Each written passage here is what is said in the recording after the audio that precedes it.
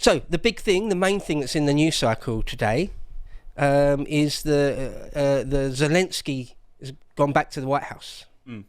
So we feel like we have to cover it. I hope he's practices pleases and thank yous. Oh yeah, there was a quote flurry of thank yous when the cameras went on in the Oval Office. Apparently, he said thank you like 6 times in almost. And he wore a blazer this time. Yeah, although not a tie. He'd still failed to wear a tie. Oh well, we'll get there. It's not difficult, dude. Like, get a tie. You're a president.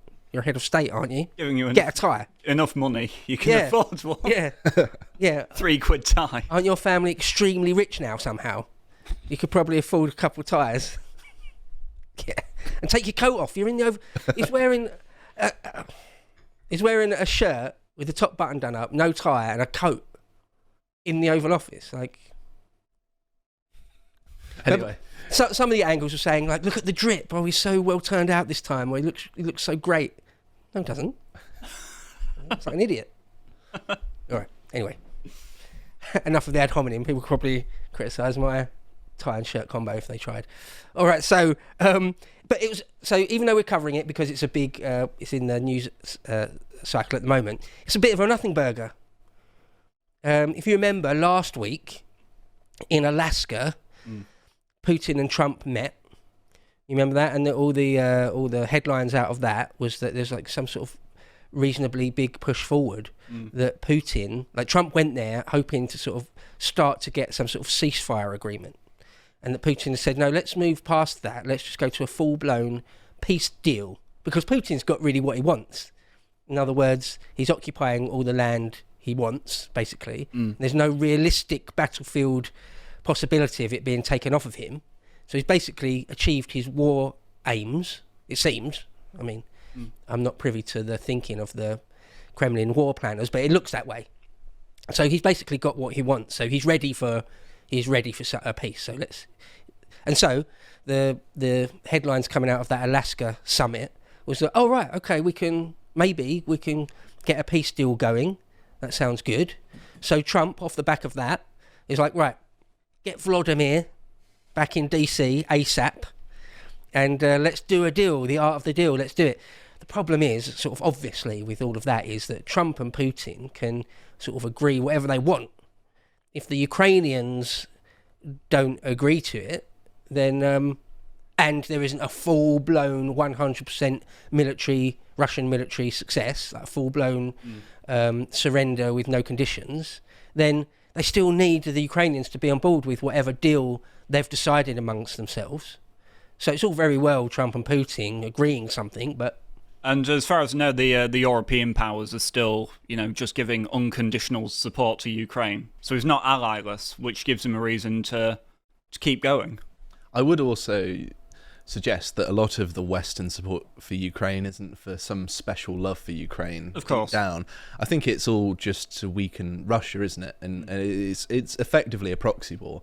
So most of the countries supporting Ukraine, they may care about the well-being of the Ukrainian people, perhaps. I'm not going to go so far as to say that, but they're more interested in harming Russia than helping Ukraine. And I think that part of the reason, there's no European anger at Trump trying to negotiate a peace deal and why the Americans are keen is that both Russia and, the West more generally, except Ukraine, of course, have sort of got what they wanted. Russia has put a lot more money and lives and military technology into the conflict than they expected. And I'm getting to the point now where I think they're satisfied with how much harm they've done to Russia and they're okay to sue for peace.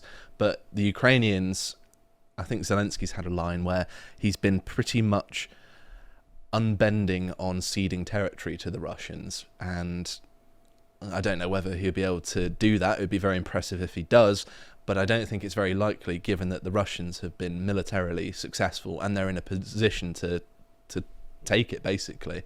It's like the Melian dialogues of ancient Greece, isn't it? The strong do what they can and the weak do what they must. That's the way the world works, unfortunately, and although morality is with keeping your own territory, I don't think it's actually going to play out that way.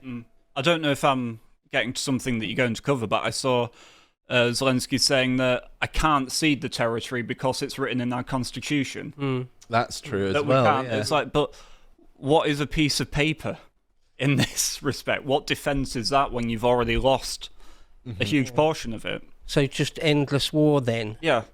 You're going to feed in even people with like Down syndrome. Do you see that? Yeah. Old men and really young men, and even people with learning difficulties. Or you're just going to waste all your men folk. Is that the plan then?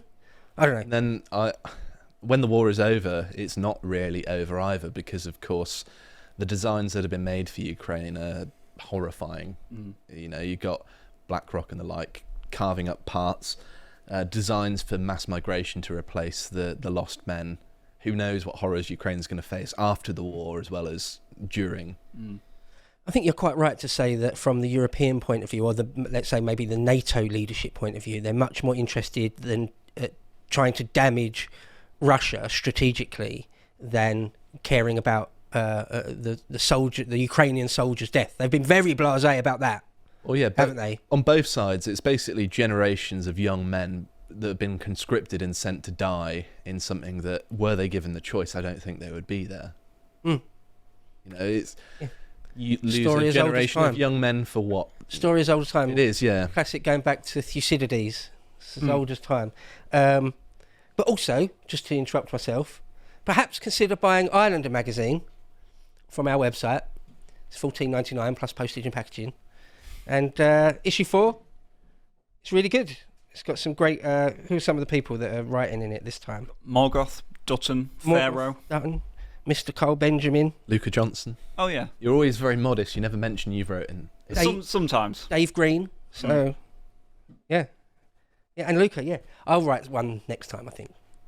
I was in the first one and haven't been in it Twice. since. I think I will be in the next one. Okay, yeah, consider buying that. Because we do only print... Cole's very strict on this. There's one print run, and that's it. And if you don't get it, and then you regret it later, you'll be paying 400 quid on eBay for In the it. aftermarket. Yeah. I have heard rumours that, on eBay they're going for quite a lot. So, yeah. Don't buy them and sell them on there. That's bad form. No, don't do that. Get them for first time for the $14.99. Okay, so back to Zelensky and Russia and Putin. So Trump sort of summons Zelensky back to the White House. And if you remember a few months back when he was ambushed, remember that, when J.D. Vance ambushed him? That was a little bit embarrassing from both sides. It was a little bit, wasn't it? It's not very statesmanlike. Yeah, I get that they were playing to their base, as in Trump and J.D. Vance, and a lot of what they were saying was actually true, but it was just the manner in which they were saying it didn't look good, and sometimes optics are important in this thing. Sometimes, saying the truth isn't necessarily all that you need to do, and I feel like they could have dealt with it better, as well as Zelensky obviously being sort of rude and entitled, pretty much, but then... Why shouldn't he be? He's basically been given infinite free money, so he's sort of come to expect it now, hasn't he? Yeah, I mean, it was a bit unstatesmanlike, but I also thought it was quite funny. It made me laugh. Yeah, it's humorous. To pull him down a peg or two, but asking him to say thank you. I mean, it's a bit like a small child. What do you say? What's the magic word? It's a bit like that. Say please. Yeah. Yeah. So this time it seems like everyone that's on the as long as it takes train, just endless support for Ukraine, they feel like they didn't want him to get ambushed again. And so loads of the European leaders all turned up. And it's quite rare actually to have that many people. There's an image here to have, what have we got? Italy, the EU, Germany, France, NATO, Zelensky himself. The Dutch. Yeah. The Dutch. Well, he's EU. He doesn't represent the Dutch anymore. Oh, does he not? No. Like how Keir Starmer's not there. Is Starmer not there? Yeah. He might be in the back there. I think I recognise his grey quiff behind. Is it just behind Vance? Yeah. Yeah, we've got be him. All the big hitters. Rubio's there, Bondi, I think. It's a room of power. But the Donald just out of shot. Can imagine he would fire them if he could. But the body language is very interesting. Everyone's just like, oh. I mean, it's modish at the moment to say, isn't it, that the American empire is over, it's on the wane, they're done, all that sort of thing. Well, no, the reality is that they're the most powerful country in the world in a couple of key metrics. In terms of their navy, still obviously a massive nuclear arsenal, their economy, although massively in debt, is still a beer moth. Trump is still arguably the most powerful man in the world, or whoever is president of the United States. And certainly over Europe. Yeah.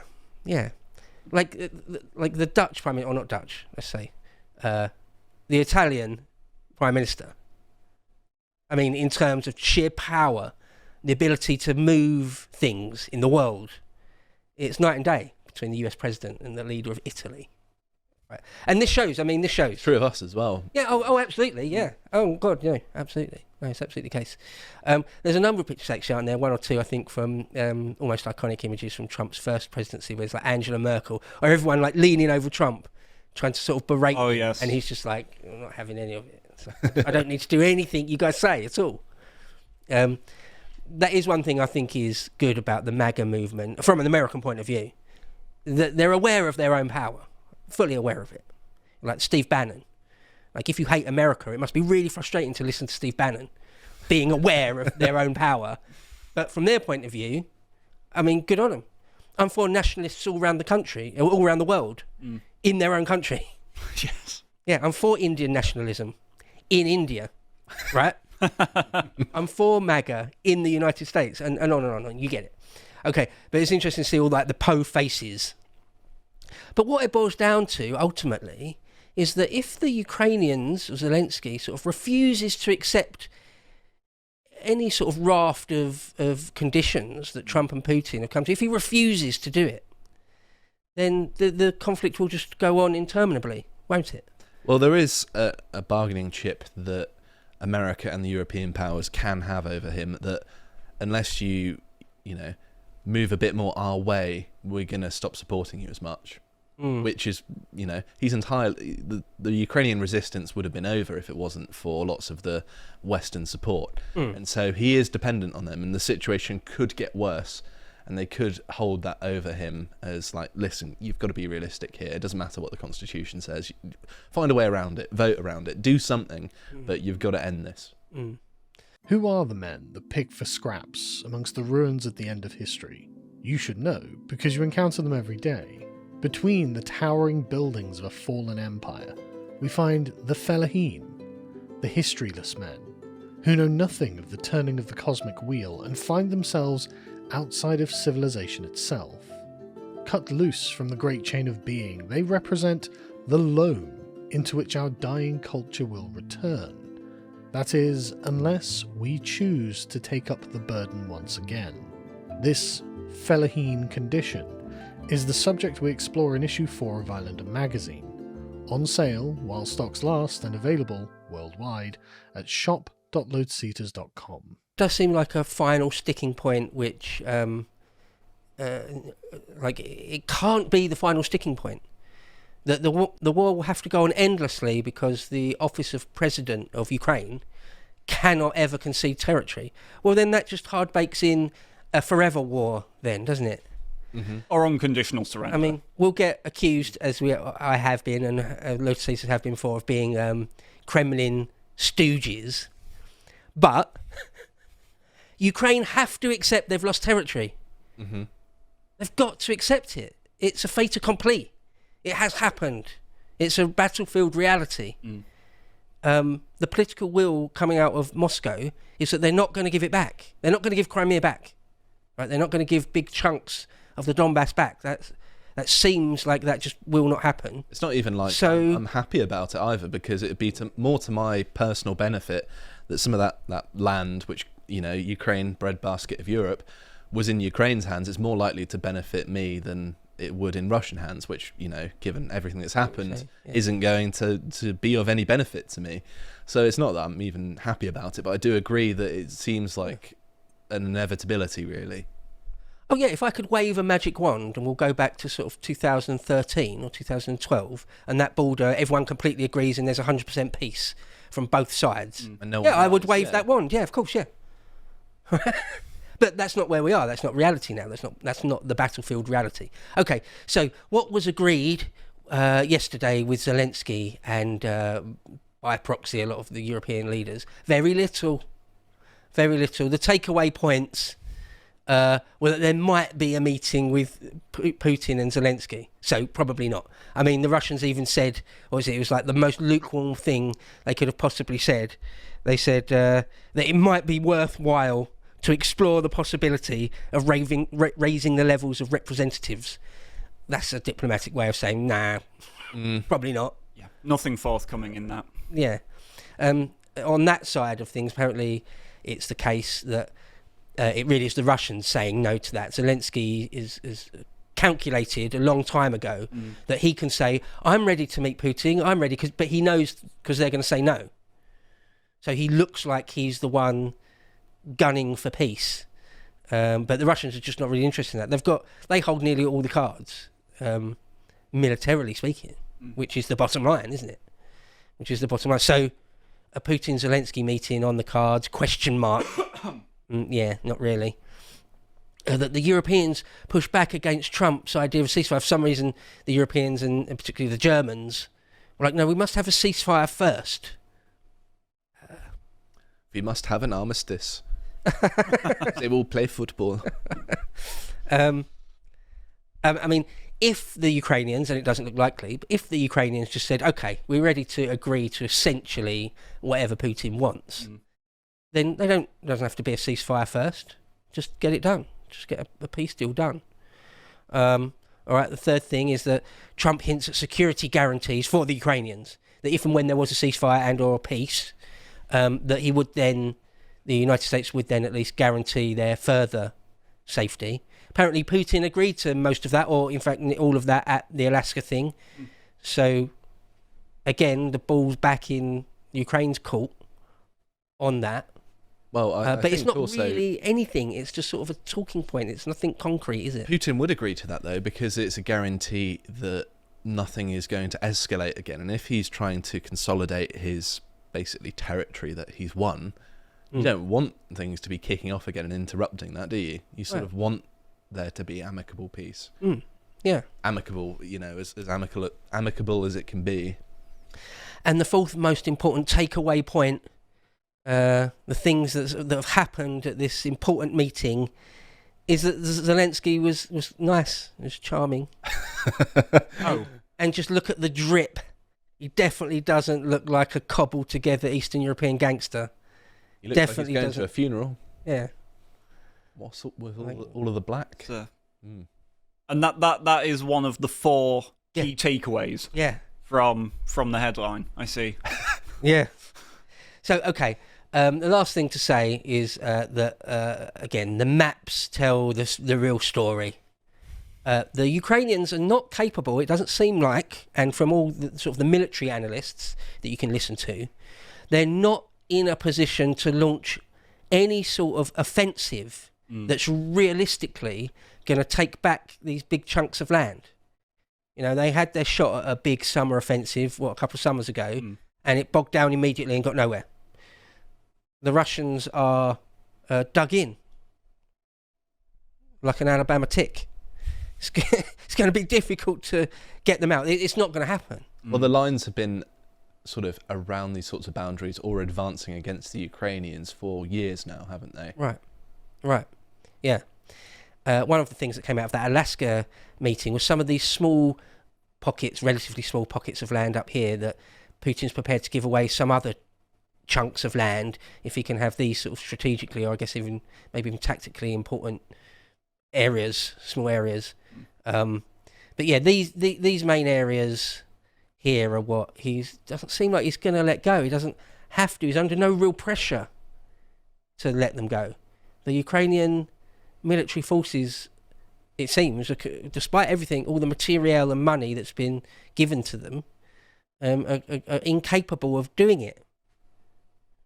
That's just the reality there on that. So I suppose one of the final things to say is that if and when a peace deal is made, will that actually mean the end of fighting, the end of like gunplay, the end of sort of mortar exchanges and stuff.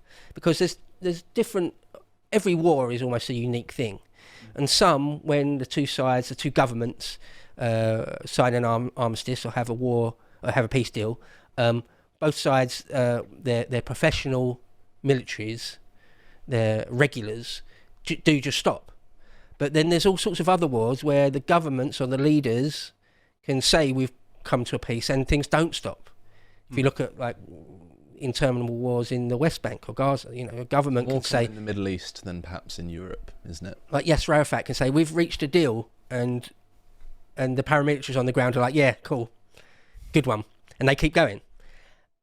I fear that something like that, at least on a relatively small scale, may happen here because there's lots of like ultra-Ukrainian or Ukrainian ultras in that part of the country, which may not give in, even if Zelensky did sign a deal. Even if Zelensky did sign a peace deal, would it really mean the end of violence? That might be why he's so keen not to end it here and now, isn't it? That if he did, he wouldn't have the ability to enforce it. Maybe. It's a messy one. As far as wars go, it does seem sort of on the slightly messier end of the scale. But okay, I suppose, watch your space, that was just the latest step in the ongoing saga of Ukraine.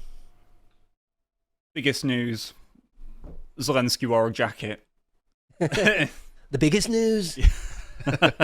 Who are the men that pick for scraps amongst the ruins at the end of history? You should know, because you encounter them every day.